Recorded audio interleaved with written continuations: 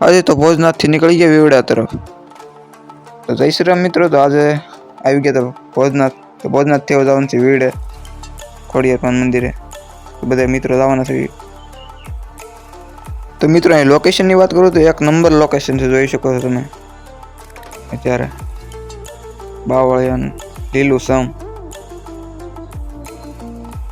અને આ બાજુ શેત્રુંજી નદી છે, જોઈ જુઓ. લોકેશન એક નંબર છે મિત્રો. પછી તો ગાડી હાલી નહીં, તો ડાયરેક્ટ લતપતા કરતા નીકળી ગયા મિત્રો ખોડિયારના વેવડે જવા માટે. અડધે પગ્યા ને હવે જ ગાંગરો. આગળ આવી ગયું હનુમાન દાદાનું મંદિર. આનીમથી દેરી જોઈ શકો છો તમે. અને પગ્યા મિત્રો વેવડા વાળા ખોડિયારમાંના મંદિરે. આ જોઈ શકો છો શેત્રુંજીની લોકેશન.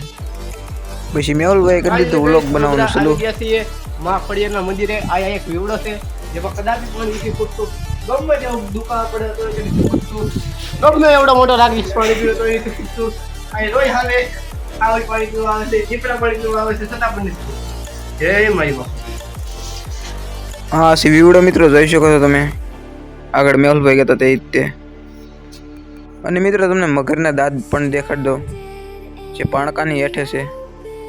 સાક્ષાત ચમત્કાર છે મિત્રો, જોઈ શકો છો તમે. દેખાડી દો તમને. જોઈ દો આ મગરના દાંત.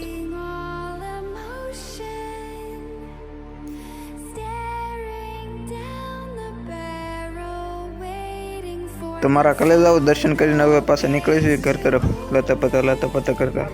તો મિત્રો વિડીયો ગમ્યો હોય તો લાઈક શેર સબસ્ક્રાઈબ કરી નાખજો ફટાફટ.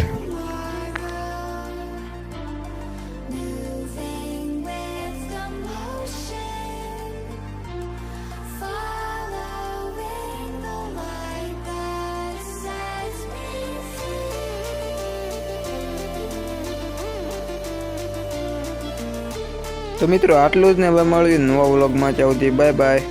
અને લાઈક શેર સબસ્ક્રાઈબ કરતા રહેજો.